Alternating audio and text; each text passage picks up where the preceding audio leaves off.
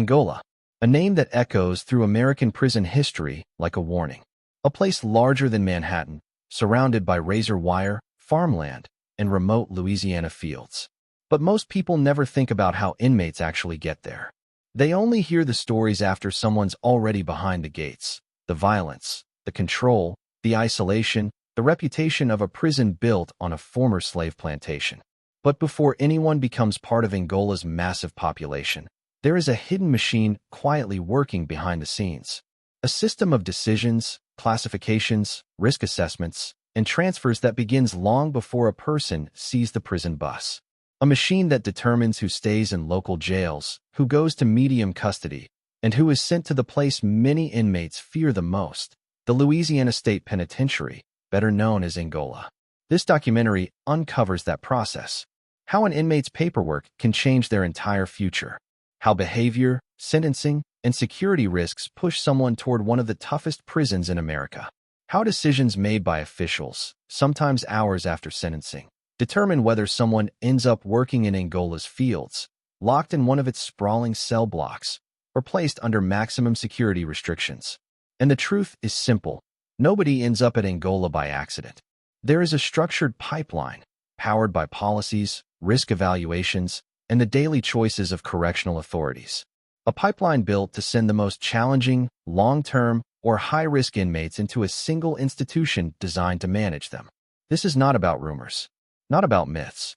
This is the real machinery behind the journey, the chain of events that moves a person from a courtroom to the gates of America's largest prison farm. Now, let's begin with how that pipeline starts the moment an inmate is sentenced. Before we begin, tap like, leave a comment, and subscribe to the channel. Your support helps us uncover the darkest corners of the prison system. Now let's step inside. The path to Angola begins long before a prison bus pulls up to its iron gates. It starts inside a courtroom, in the moments after a judge announces a sentence. For most people watching, this looks like the final step. But inside the justice system, it's only the beginning of a long administrative chain that determines where an inmate will be housed, how they will be transported, and whether Angola becomes their final destination. When an individual is sentenced to state time in Louisiana, the responsibility for their confinement shifts from the parish jail to the Louisiana Department of Public Safety and Corrections, LDPSC. This transition is not immediate. Instead, the inmate enters a temporary holding period inside the parish jail where they were originally detained. During this period, paperwork, classification files, and sentencing documents are gathered and verified. This might sound simple, but it is one of the most important steps in the entire process. A small detail, the length of sentence, the type of offense, past behavior, or even available bed space, can influence where the inmate will eventually be sent. Inside the jail's administrative office, staff begin assembling a master packet. This packet includes the offender's judgment of conviction, sentencing sheet, criminal history, medical status, disciplinary record, and any other information the state needs to determine proper placement. Everything in this file matters. Angola is not a general population prison for short-term inmates. It houses individuals serving long sentences, life sentences, or those classified as higher risk. So, from the moment the file is created, officials look at the details with careful attention. While the paperwork moves, the inmate waits. To them, this waiting period can feel like a pause in their life, a moment of uncertainty. They may not know where they will be sent or how soon the transfer will happen. But behind the scenes, the state's classification system is already evaluating them. Their sentence length is usually the first indicator. Angola houses thousands of individuals serving decades or life terms, and Louisiana's laws include some of the highest numbers of life without parole sentences in the country. Those serving long terms are more likely to end up in a facility built to manage long-term incarceration. But sentence length alone doesn't decide Angola placement. The classification team also studies the offense type. Violent crimes, armed robbery, serious assaults, and homicide-related offenses often place an inmate in categories where higher security or long-term facilities like Angola are considered. Still, classification is not only about the crime. It's also about the risk the inmate may pose within any institution. Officials look at past jail behavior. Were there fights, contraband issues, escape attempts, threats? Inmates who show patterns of disruptive or dangerous behavior become stronger candidates for transfer to a more structured institution. Medical needs are also considered. Not every inmate can work the fields or live in Angola's older, expansive housing units. Those with medical conditions, disabilities, or advanced age may be placed elsewhere.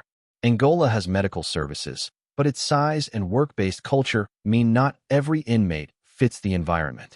Once the master packet is complete, it is sent electronically to state classification headquarters. There, officials begin the formal placement process by reviewing everything line by line.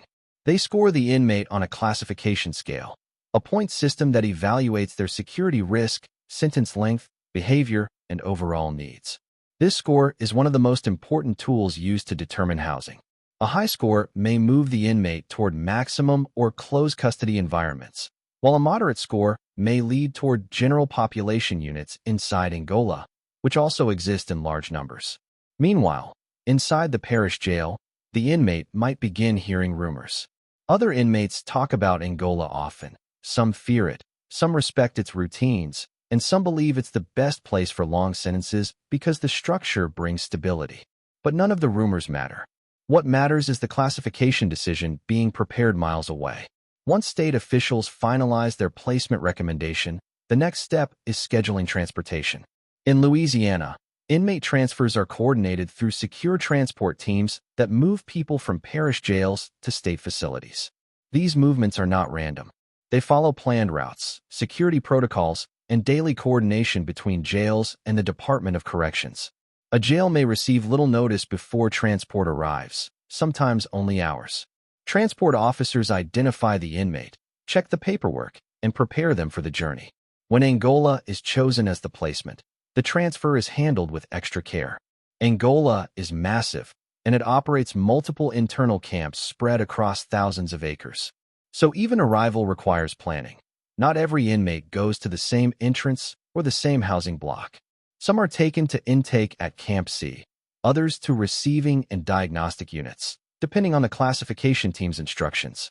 But before any inmate steps onto the bus, they undergo a final verification inside the parish jail.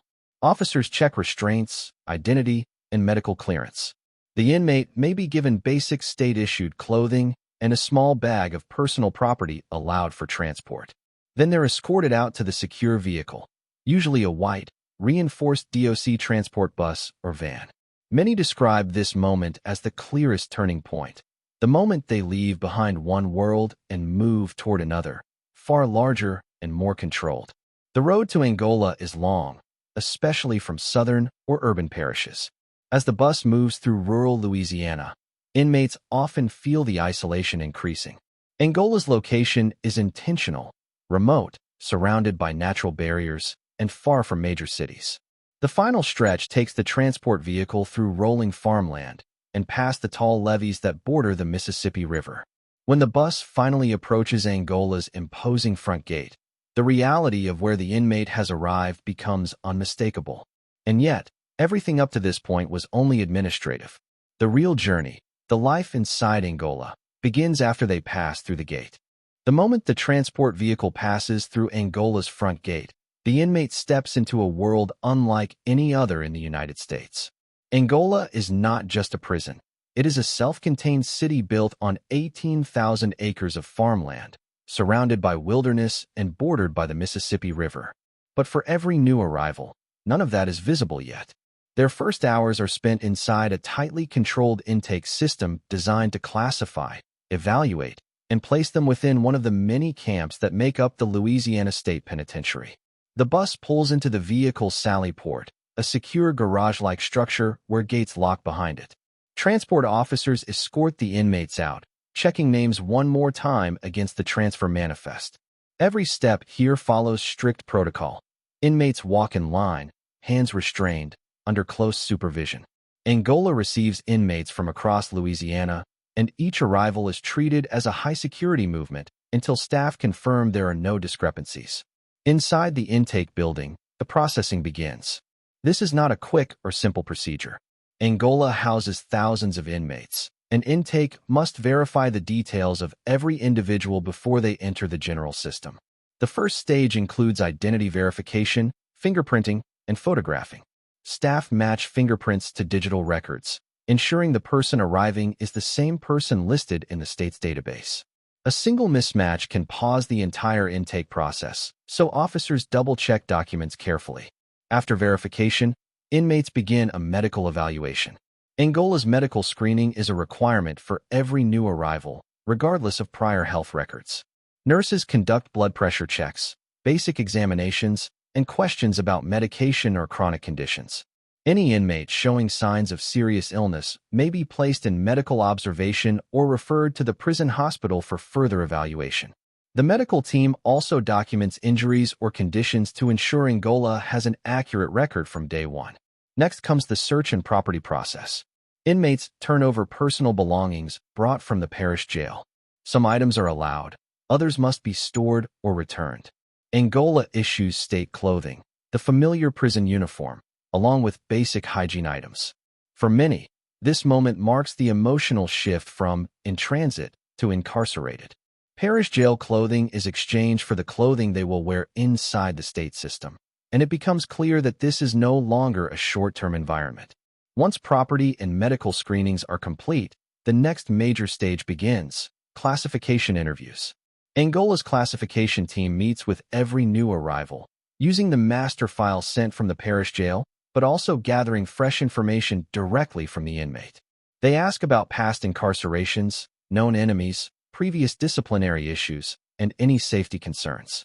These interviews help determine the inmate's custody level, minimum, medium, or close custody, and influence where they will be assigned inside the prison.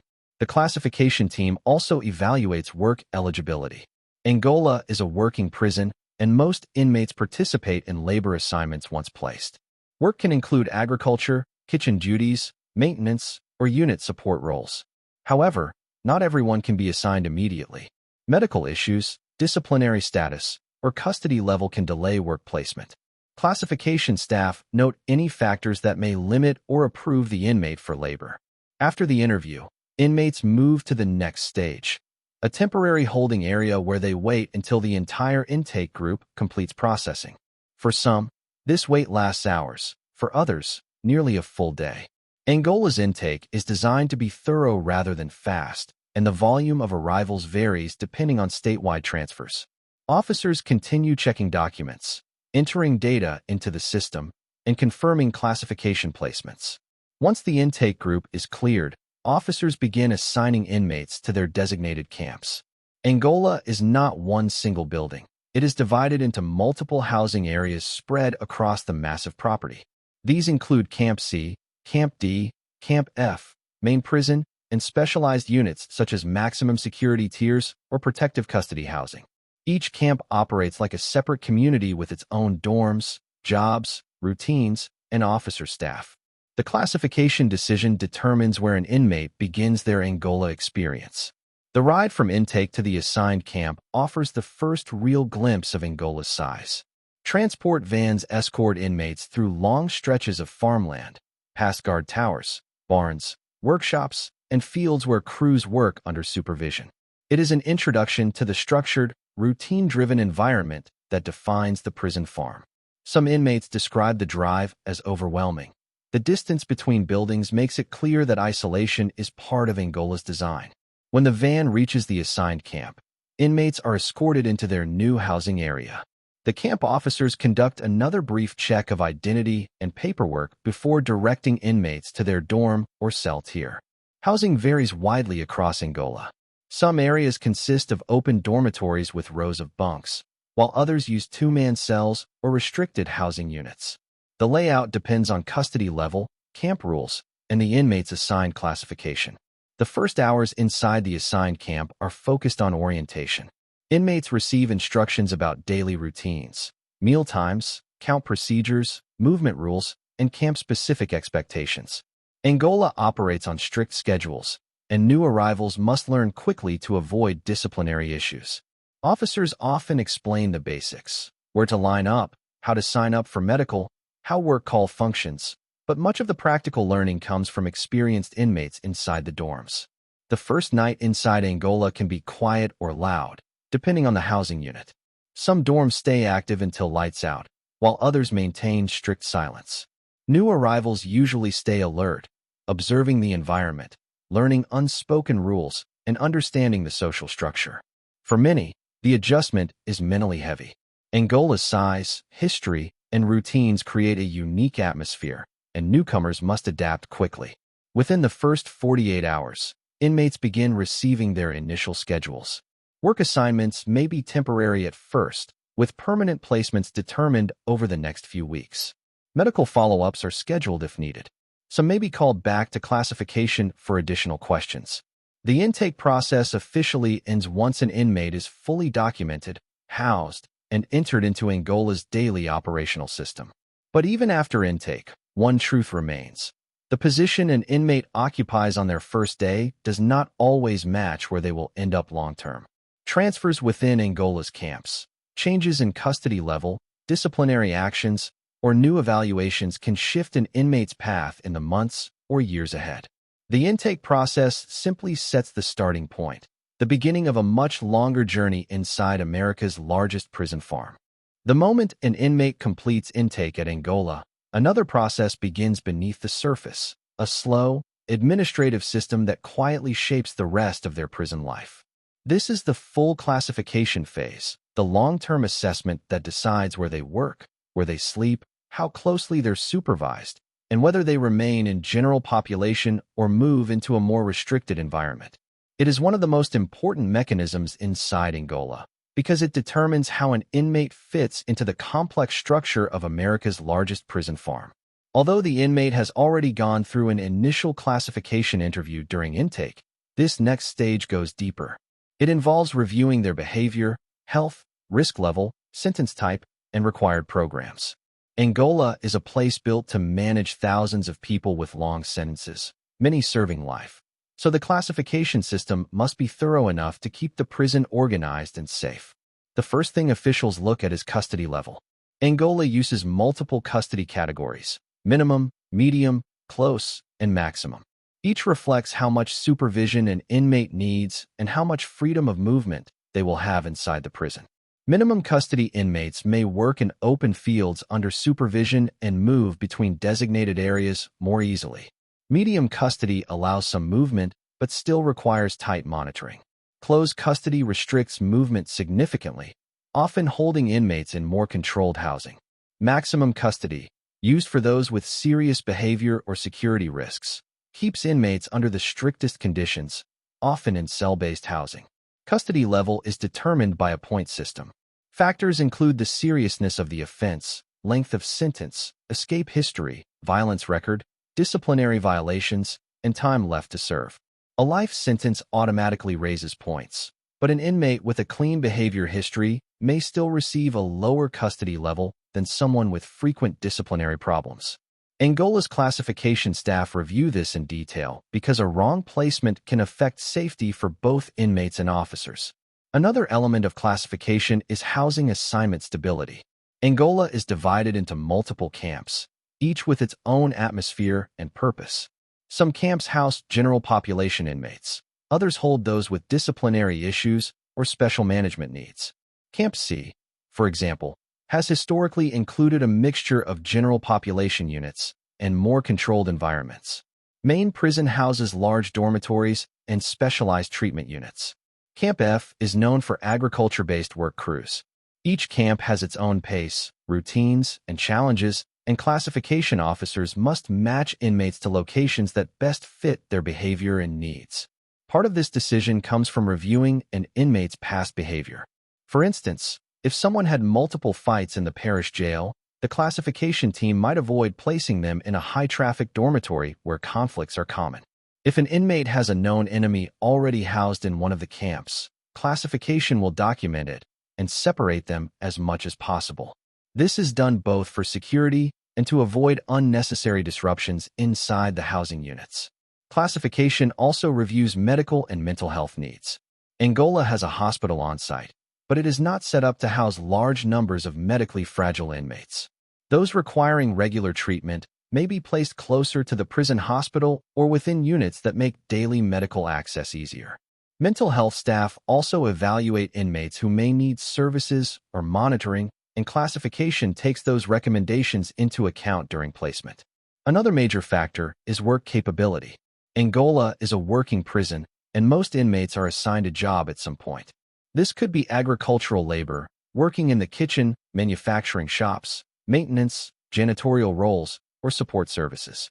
Classification reviews the inmate's physical condition, skills, and overall suitability for work. Not every inmate can work the fields. The labor is physically demanding, requires early hours, and operates under strict supervision. Those with physical limitations may be placed in indoor jobs instead. Once all this information is collected and reviewed, classification creates a long-term plan for the inmate. This plan outlines their custody level, housing camp, initial job assignment, program requirements, and any restrictions. Although the inmate rarely sees the full internal document, they feel its effects immediately through their placement and movement permissions. Angola's daily operations depend on this structure, and classification must get it right to maintain order. Even after an inmate is assigned, classification does not end. Angola reviews every inmate's classification status regularly, usually every few months or after any major behavioral event. Good behavior can reduce custody levels and open opportunities for better jobs or housing. Poor behavior can trigger reclassification that results in more restrictive living conditions. An inmate who receives multiple disciplinary write-ups in a short period may be moved from a dormitory to a cell-based unit.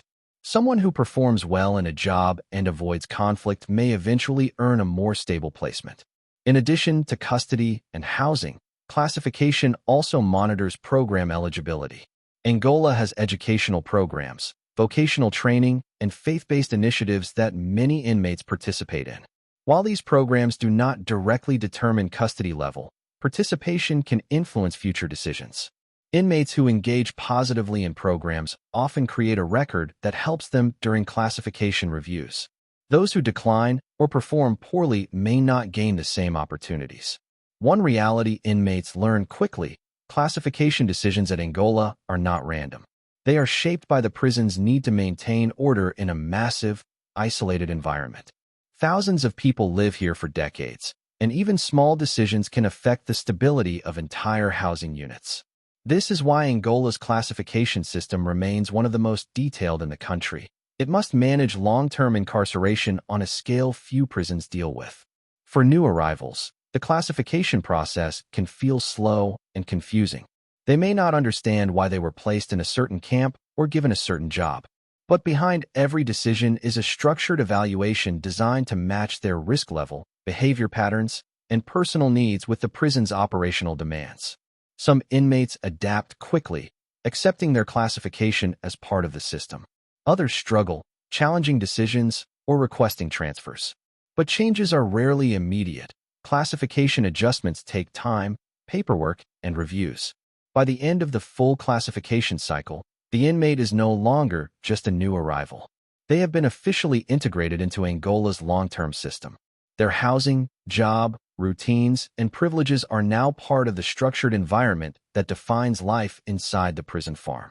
And although classification sets the foundation, the next stages, daily life, work assignments, and the challenges of living inside such a large institution, are what truly shape the inmate's experience in the months and years ahead. Once classification decisions are finalized, an inmate's life at Angola begins to settle into a predictable, structured rhythm. The daily routines, the work assignments, and the atmosphere inside each camp slowly shape how a person adapts to living in America's largest prison farm. Angola is built to operate like a controlled community, with systems and schedules designed to manage thousands of men across 18,000 acres. For every inmate, the first weeks after placement reveal what life here will truly look like. Each of Angola's camps has its own identity, but the core routines share the same structure. The day typically begins early, often before sunrise. Officers conduct the first morning count, a mandatory head count where every inmate must be present and accounted for. Count routines are strict. No talking, no movement, and no confusion. Accuracy is everything, because a single error can delay the entire facility. After count, Inmates prepare for breakfast or work call depending on their assignment. Work call is one of the defining features of Angola. Unlike many modern prisons where work assignments are limited or optional, Angola operates on a large-scale labor system. Because the prison is built on farmland, many inmates participate in agricultural work, tending fields, maintaining grounds, or supporting the farm's operations. These work crews usually leave their camps early, traveling in supervised groups to designated work zones across the prison property. Agricultural work is physically demanding. Inmates might clear land, plant crops, or harvest depending on the season. Others repair fences, maintain barns, or assist with livestock operations. Angola's agricultural operations are vast, and the prison uses inmate labor to sustain much of its internal economy. Work crews are supervised closely, and movement is highly structured. For many inmates, the work becomes a routine that helps pass time. For others, especially those not accustomed to physical labor, the adjustment is difficult. Not all inmates work in the fields. Classification assigns individuals based on ability, medical status, and behavior. Many work inside the camps instead, in kitchens, janitorial roles, laundry rooms, maintenance shops, or support positions. Kitchen duty is one of the busiest assignments, requiring early hours and long shifts preparing meals for hundreds of inmates. Maintenance roles include repairing plumbing, fixing lights, or helping keep the housing units functional. Some inmates manage clothing distribution, delivering uniforms, and bedding to new arrivals. Others support staff in administrative tasks or provide cleaning services throughout the camp. Regardless of job type, Angola's work system is designed to keep the institution operating smoothly. Each job has a supervisor, a schedule, and strict expectations. Failure to follow rules can result in disciplinary action or reassignment to more closely monitored duties. Good performance, on the other hand, can lead to more stable placements or better work positions later on. For inmates who do not have work assignments, usually due to medical conditions or temporary status, daily routines still follow a strict structure. Movement times are limited and must be approved by officers. Inmates may spend time in the dorms, participate in scheduled programs, attend medical appointments, or wait for classification updates. Even without work, the day is full of scheduled activities and expectations. Life inside the housing units varies depending on the camp. Some units are open dormitories, where dozens of inmates live in one large room with rows of bunks, shared bathrooms, and common areas. Dorm life requires careful adaptation. Inmates must learn how to manage personal space, navigate social dynamics, and follow both written rules and unwritten norms. Some dorms are quiet and stable. Others are more active, with constant movement and noise. Officers monitor the dorms throughout the day, performing rounds, checking bunks, and ensuring order. Other housing units consist of two-man cells. These offer more privacy but also require adjustment to living in a confined space with a single roommate. Cell-based housing is common for those with higher custody classifications or those who require more structure. The social environment is different from the dorms, quieter, more controlled, and with stricter movement schedules. Throughout the day, inmates attend meals at scheduled times. Angola's dining halls serve thousands of meals daily, so the process is organized and efficient. Inmates line up in groups, pass through food lines, and eat within their designated areas. Meals are simple and designed to meet nutritional standards, but they are not elaborate. For many, food becomes another part of the routine, predictable, consistent, and structured into the daily schedule. Programs also play a major role in daily life. Angola is known for its educational, vocational, and faith-based programs, many of which are recognized across the country. Inmates may participate in literacy classes, high school equivalency programs, automotive training, welding, carpentry, or other skill-building courses. The prison also hosts well-known faith-based programs and mentorship initiatives that help some inmates find stability and purpose during long sentences. Participation in programs is voluntary, but classification often encourages it. Good program performance strengthens an inmate's record and can influence future classification reviews. For many inmates serving long sentences, these programs provide structure, community, and a break from the repeating cycle of daily prison life. Recreation time also varies by camp. Some units offer outdoor yards where inmates can walk, exercise, or socialize. Others provide indoor spaces for leisure during approved hours. Recreation is a controlled privilege. Classification level and behavioral history determine how often and how long an inmate can access these areas. One of the most defining parts of life at Angola is the sense of routine. Each day follows a schedule that rarely changes. Work call, count times, meals, and lights out operate like clockwork. This consistency is intentional. In a facility with thousands of inmates, predictability helps maintain order and reduces uncertainty. For some inmates, routine becomes a stabilizing force, giving them structure and a sense of direction. For others, the endless repetition becomes mentally challenging. Evening brings a slower pace. After the final count of the day, inmates settle into their bunks or cells. Some read, some talk quietly with others, some write letters, and others focus on personal projects. Lights out marks the official end of the day, and the camp grows quiet. Officers conduct rounds, but most movement stops until morning. Over time, this cycle becomes the backbone of daily life. Work, meals, counts, rest, repeated day after day. In Angola, the size of the prison and the length of sentences amplify this sense of routine. Many inmates spend years or decades following the same daily schedule, shaped by the classification decisions made shortly after arrival. But even within this structure, Angola has its own internal challenges and systems that affect how inmates adjust long-term. The next chapter explores the pressures, expectations, and unwritten rules that govern life inside such a vast and historic institution. For most inmates who arrive at Angola, the greatest challenge isn't the intake process, the classification system, or even the daily routine. The hardest part is learning to live with time itself. Angola is a prison built for long sentences. Many of the men who enter its gates will be here for decades. Some will remain for the rest of their lives. Because of this, the institution has developed its own internal culture, a mix of discipline, unwritten norms, personal adaptation, and the constant need to keep order in a massive, self-contained world. Once the early months pass and the structure of daily life becomes familiar, the weight of long-term incarceration begins to settle in. This stage is often called the adjustment phase, and every inmate experiences it differently. For some, acceptance comes slowly and quietly. They find ways to cope with routine, participate in programs, and adapt to Angola's pace. For others, the adjustment is difficult, filled with frustration, uncertainty, and the challenge of navigating an environment where thousands of individuals live under strict control. One of the first realities inmates confront is the social structure inside the camps. While Angola is highly supervised, inmates still form social groups, work crews, mentorship roles, and informal support systems. None of these structures are created by the prison directly. They develop naturally because people living together for long periods create order in their own way. Experienced inmates often guide newer ones through the basic unwritten expectations: how to respect shared space, how to communicate with officers, and how to avoid unnecessary conflict.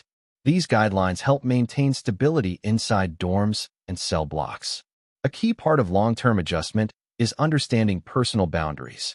Because Angola houses so many individuals across wide open dormitories or shared living spaces, respecting boundaries becomes essential. Most inmates learn quickly to maintain a balance between interacting with others and giving people the space they need. Those who violate this balance, intentionally or accidentally, can face tension, so adaptation requires awareness and discipline. Over time, most develop a natural sense of routine that allows them to coexist peacefully. Work continues to play a major role in adjustment. Many inmates rely on their jobs to give structure and purpose to their days. Whether assigned to agriculture, maintenance, kitchen duty, or institutional services, daily work provides a sense of rhythm. The predictability helps pass time and gives inmates responsibilities that anchor their schedules. Some become highly skilled in their roles, using their work assignments as a meaningful part of their lives inside. For long-term inmates, maintaining a stable job often becomes one of the key foundations of coping. Programs also shape the long-term experience. Angola offers educational courses, vocational training, and faith-based opportunities that many inmates rely on for personal development. These programs not only help pass time, but also create a sense of progress. An inmate earning a certification, learning a trade, or participating in mentorship activities finds purpose in environments where time might otherwise feel stagnant. These programs become milestones, markers of achievement that break the monotony of long-term incarceration. Faith-based communities at Angola are also significant. Many inmates turn to religious programs for support, guidance, or community. These groups operate structured meetings, mentorship programs, and educational courses that help individuals find grounding during emotionally challenging periods. Angola's chaplaincy system has been recognized nationally, and many inmates credit it with helping them stabilize during long stretches of incarceration. For others, coping comes through personal routines, reading, writing, exercising, art, or focusing on personal goals. Long-term time forces individuals to create internal stability because external freedom is limited. Many inmates find that maintaining physical health through regular exercise helps with both stress and discipline. Others keep journals, write letters, or participate in quiet personal projects. Angola's environment, while controlled, gives inmates enough space to create routines that help them manage time effectively. But the pressure of long-term time doesn't disappear. It evolves. The longer someone is incarcerated, the more they must navigate the emotional realities of separation from family, the uncertainty of appeals or legal processes, and the changes happening outside prison walls. Angola offers some communication channels: mail, limited phone access, and approved visitation. But maintaining relationships takes effort and consistency. Inmates often rely on letters or scheduled visits to stay connected, and these moments become significant emotional anchors. For those who qualify, educational or rehabilitative programs offer the possibility of growth. But for inmates serving life sentences without parole, the adjustment becomes an ongoing journey of acceptance and personal direction. Many find meaning in work, programs, or faith. Others focus on maintaining peace, routine, and stability. Angola's structure demands discipline, and those who accept the rhythm often find ways to navigate their long-term reality with fewer conflicts and more personal control. Over time, the prison's massive scale becomes familiar.